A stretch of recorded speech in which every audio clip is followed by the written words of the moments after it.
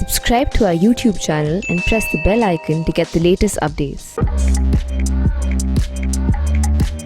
I'm with Dr. Abdullah Abdullah, the chairman of the High Council for National Reconciliation, a body that takes people from opposing points of view and brings them together to the negotiating table. And I'd also like to say here that Dr. Abdullah has been an integral part of Afghanistan's politics, not just in recent years, but for several decades. He has been CEO in the previous government, which is an odd sort of a title in India, in Indian politics, but that means that he has shared equal power with President Ashraf Ghani and is not just a very good friend of India's, but is also somebody who is very, very influential and powerful in Afghanistan. Dr. Abdullah, welcome to India and welcome to ThePrint. Thanks. So my first question to you, Dr. Abdullah, is about your role as chairman of the High Council for National Reconciliation. And in this regard, we saw on the 12th of September how you launched the talks with the Taliban in Doha, Qatar. But for the last 3 weeks or so, the talks don't seem to have gone anywhere. They seem to have stalled. Why? The talks started in the fact that the start of the negotiations was historic. There is no doubt about it. Yes. Because that's after so many decades of war. That's right.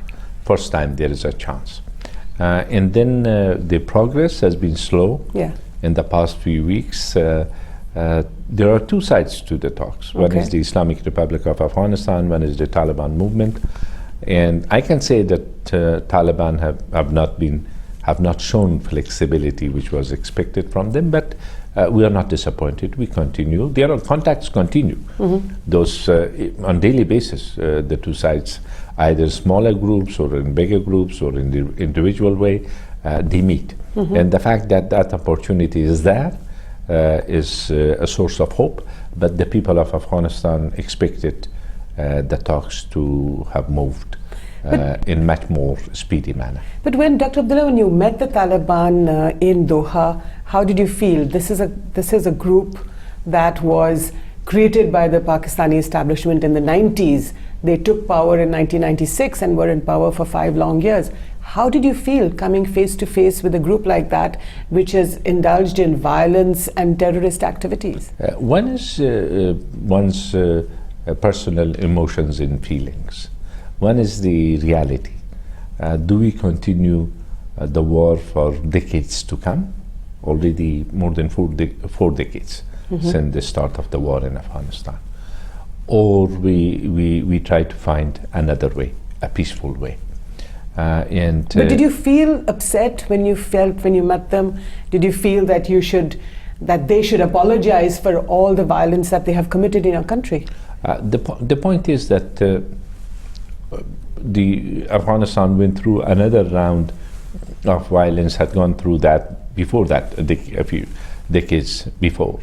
When we returned to power as Mujahideen, or when we got to Kabul as Mujahideen, we didn't have the sense of revenge, hatred towards the regime which had ruled in Afghanistan for over 1 decade, supported by the Soviet Union, because the continuation of the suffering of the people, whoever is the cause or whatever are the causes, this is something that we should put an end. So while had my all feelings and emotions, but at the same time I was looking at it as an opportunity towards a better future. How it will materialize, how difficult it will be, I also know that it will not be easy.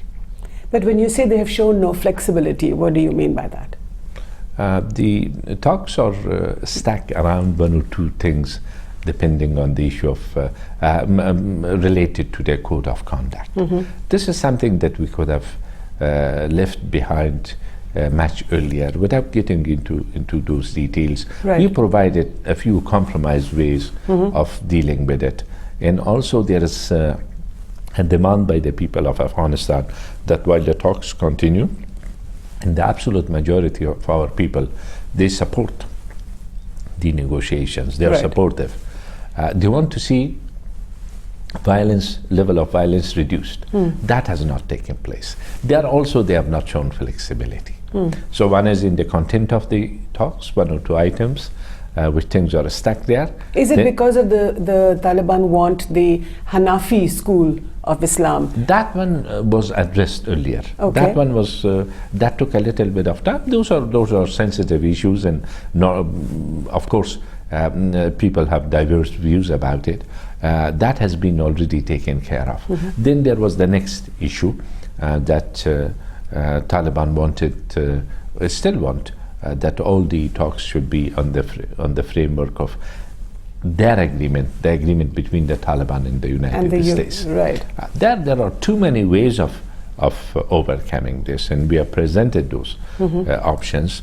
We hope that we will get over this. This is one issue, and the next one is reduction in violence. Yes. Which is important for the people of Afghanistan. Absolutely. So that hasn't still taken place. A ceasefire is still impending. Yes, even if we cannot agree on a complete ceasefire, which the government side is ready, the Islamic Republic is ready for a ceasefire, but if they cannot agree on a complete ceasefire, there are too many ways of reducing violence. Like what? For example, the people are traveling throughout the country from one province to the other province. We can make their travel safe by not stopping people on the roads, by not harassing them, and other things as well. So Dr. Abdullah, you've been traveling these last few weeks or last few days especially. You've been in Islamabad, now you're in Delhi, now you will be going to Turkey and Iran in the next few weeks. So what your trip to Islamabad, tell us a little bit about it. I have spoken extensively about my visit to Islamabad, which took place after some years, but the whole focus of our discussions were around peace and how important it was for Afghanistan, for countries of the region, and what each and every country could do in help in support of the peace process. So there were issues of bilateral, which is, I'm not a governmental official, sure, but I raised a few issues which were important for the people, including visa regulations and so on and so forth, which they responded positively, which we welcomed it. There is the issue of peace, and also the same issue that we are discussing it here, that while we are participating in the negotiations, both sides are expected to show flexibility, and asking our colleagues in Pakistan to encourage Taliban towards flexibility. But when you say asking them to talk to the Taliban and to encourage flexibility, you are conceding that Pakistan holds the key to bring the Taliban to the negotiating table.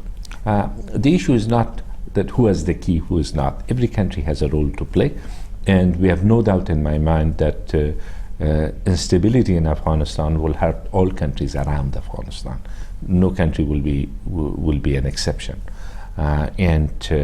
There I found, from what I heard, that there is a convergence of interest as far as stability and peace is concerned. And this is, I think, the point that we stress there, that every country is expected to support us. One country can do more, one country could do less, but there is no country which will be harmed as a result of Afghanistan being peaceful. But you do agree that General Bajwa and the Pakistani establishment have a great deal of influence over the Taliban? I have no doubt in my mind that Pakistan as a whole has influence over the Taliban. In this time around, one important issue was that everybody was speaking on the same language. I met with Prime Minister Imran Khan, right, which expressed his wishes for peaceful Afghanistan with the same keenness that I had heard from their military security establishment, the leaders there. Right. And General Bajwa, did he also speak positively about this, that they will help in making the Taliban more flexible? General Bajwa had visited Afghanistan a few weeks back. We had extensive discussions there, how could be done, what could be done.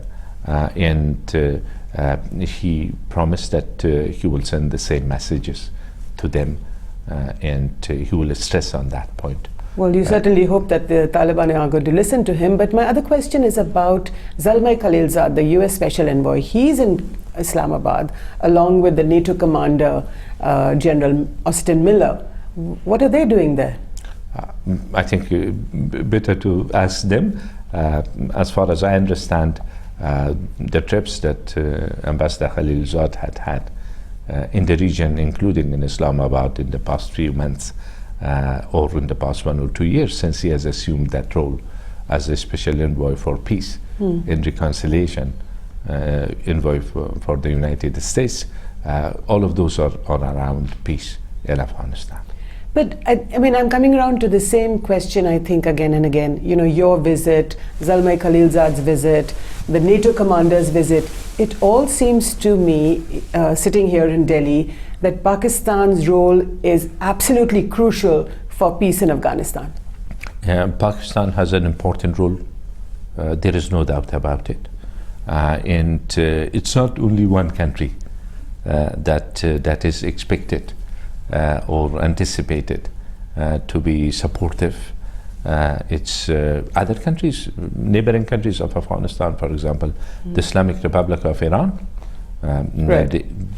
They do have contacts with the Taliban, and during our visit we will going to discuss issues around that factor. And Uzbekistan had invited Taliban at 1 or 2 occasions and encouraged them for dialogue.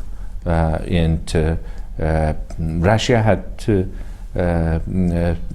played a role at one stage, and that's obvious.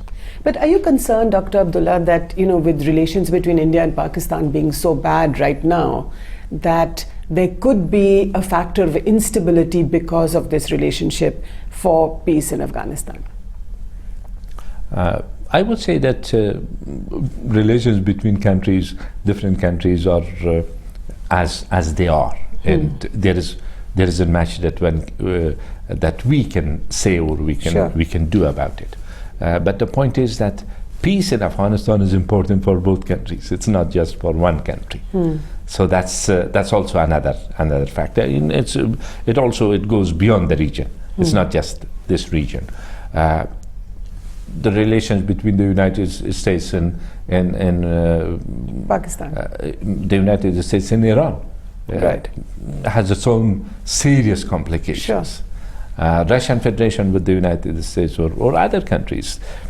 So countries have their own bilateral relations, and we cannot wish things to be our way. But at the same time, based on that fact that everybody will benefit from the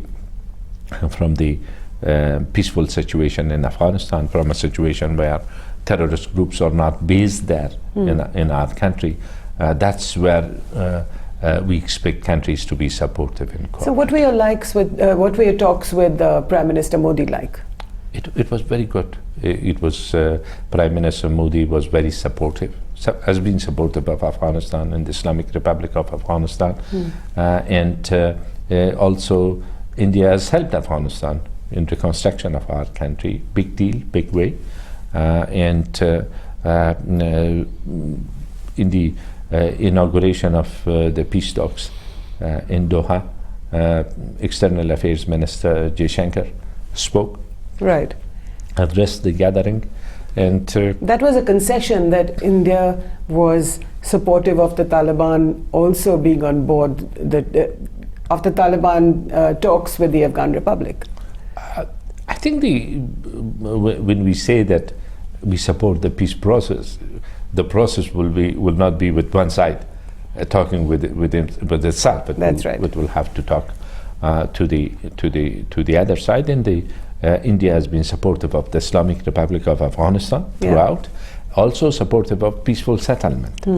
Peaceful settlement, inclusive peaceful settlement, which is acceptable for the people of Afghanistan. In the line, Afghan-led, Afghan-owned, and Afghan-controlled is what we want as Afghans as well. Would you like India to play a lower profile on the strategic aspect? I didn't get your... So, for example, on the military strategic aspect, would you prefer that India has a lower profile? India will decide for itself. But surely you will have a role to ask India to do what it wants to. India will decide for itself, like ever, what sort of a role it will have. We are appreciative of the role that India has played in support of Afghanistan and Afghanistan's people. And also, certainly, they will have a role amongst the partners of the country when it comes to peace and post-peace development of Afghanistan as well. So, what do you make of US President Donald Trump's comment that all the troops will be back home by Christmas? The previous arrangement was that part of the troops will withdraw by November, which is close to Christmas time. This new tweet which has been issued, I haven't met anybody to see whether this is part of the same decision, or talking about the same decision which has already been made, or it's something, a new element will be added to that, in what way, and what, so on and so forth. I'm not in a position to know about it and to explain it. Whether or not he remains US president after November, but the fact is that today he is president, and if he's saying that all the troops will be back, that certainly upsets your calculations. Most of their troops are already back. It was a few years back, it was 120,000. That's right. Today we are talking about less than 10,000, and that also will be as I mentioned, there will be a decrease further until November. So that's also part of that decision to eventually to get all troops out. But details of it, I'm not aware of the details of what has been issued as a tweet. Dr. Abdullah, when you look at the talks, I mean, of course, you're saying that you've had 40 years of civil strife, and you want to put an end to it, and the people are tired of this instability. But do you see that this is a last chance to talk to the Taliban, and that things have to go well from here? I would say that we shouldn't miss this chance. And it's important because peace is not more urgent for anybody than it is for the people of Afghanistan, because of the continued suffering of the people, continued violence, and so on and so forth. I wouldn't say that this we should consider it as the last chance, but this is an important opportunity, and why let it fail?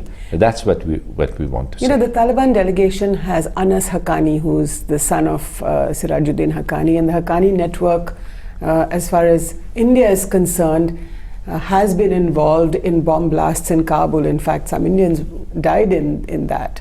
So it seems that, you know, here is the Haqqani network participating in talks for peace. What kind of peace will it be? No country has suffered more than the Afghan people, because of what has happened in the past 3 decades, when it's come, nearly 3 decades when it's come, in relations to the Taliban, but altogether more than 4 decades. This is a situation that we want to bring it to an end, that nobody will suffer, nobody will die as a result of those terrorist actions. And Afghanistan is not a place for terrorist actions or use of violence for political purposes. That's the aim of those negotiations. Nobody wished that situation to continue, neither for the people of Afghanistan nor the rest of the region. You know, this brings me back to 1999, when the Indian Airlines aircraft was hijacked to Kandahar, and India's former foreign minister came to meet the Taliban foreign minister, Mr. Muttawakil. Now, and then those hijackers disappeared into Pakistan. So this whole story, it seems almost as if it could be replayed again with the Pakistanis again having this very influential role. The point is that it's important that Afghanistan, or Afghanistan's people, they make peace within the country, within and also without. That's important.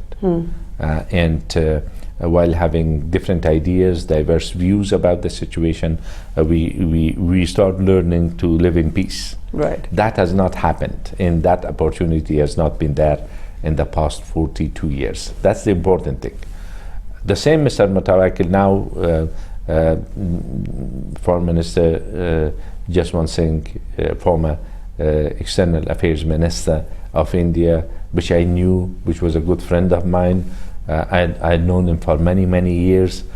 He has passed away. Yes. Mr. Mutawakkil, which was in the other side of the table, it is 20 years since he's living peacefully in Afghanistan. Right. At that time, he was the foreign minister of the country. So things have changed. But as far as the future of the country is concerned, a country which is at peace within and without, a country which is democratic, a country which does not harbor any terrorist group in its own side against any country. That's what we want to achieve. And that's, I think, worth making efforts and extra efforts. But are you concerned that, when the Taliban was in power for 5 years, from 96 to 2001, it was a very brutal regime? I mean, like women, the situation of women was terrible. You know better than anybody else. They're not allowed to work, they were not even considered equal, not even half a man. So are you concerned that something like this could happen again? I'm not concerned about that part, because it will not happen that way. How are you so sure, Dr. Abdullah? If that's one of the conditions that the Taliban puts? These are some of the things that these are the inalienable rights of the people, fundamental rights of the people, which people have made so much sacrifices for it. But are you willing to break? Are you willing to break with these peace talks if the Taliban insists that there will not be equality? What do you think? We are in the very initial phase of the talks, and to draw lines that we will break if this happens, to break if that happens, that will not be the way forward. The way forward is to sit together and to find solutions that works, that we can live in peace while having different views, very different views. Our views and Taliban views, our outlook of the world and Taliban outlook of the world is very different, completely different. They cannot impose their way, their thinking upon us. We cannot impose our thinking upon them. But can we create a situation that we contest for our ideas peacefully through civil means, rather than resorting to violence and terrorism? But what is the bottom line? Is the bottom line that every citizen is equal? Absolutely. Absolutely. Men and women? Absolutely. And that women have equal rights to men? Absolutely.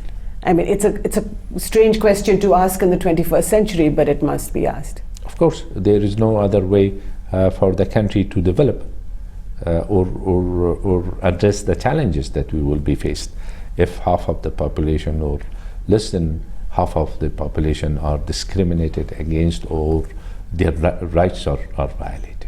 What about minorities? There was a very small Sikh population in Afghanistan, which is now relocating to India because of the terror attacks in Gurudwaras, in Kabul actually. What would you say to these small minorities?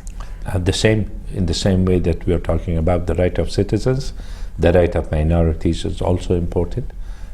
Those which are our citizens should be treated equally in accordance to the law.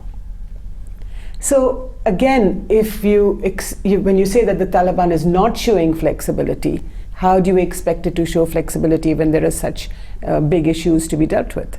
There are even bigger issues than that to be dealt with, and it depends on each side's will and determination that do we want to find a solution for it or not. And I don't want to sound pessimistic. I don't want to sound unrealistic. It's a negotiating table. Issues will be put on the table and will be negotiated. There will be ups and downs. There will be back and forth. There will be setbacks, but at the same time, hopefully both sides are equally determined that they will find a solution which works for everybody. And Pakistan holds the key? Sorry? And Pakistan. The key is with the Afghan people, eventually. As I mentioned, different countries has an interest in it, and also a stake, and also influence. And in the peaceful Afghanistan, in a situation in which Afghanistan is stable, I see collective interest of so many countries addressed.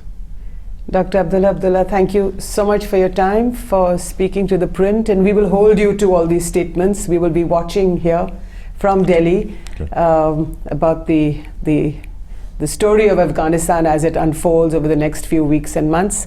But thank you so much for your time, and please do watch ThePrint and tell us what you think about it. Thank you. And our people are watching us. Our people are looking forward that we represent them, we represent their collective interest. Yeah. And I have no doubt in my mind that the topmost priority for the people of Afghanistan is inclusive peace, just, dignified, and durable peace. Good to see you and good to talk to you. Thank you so much, sir. Thank you.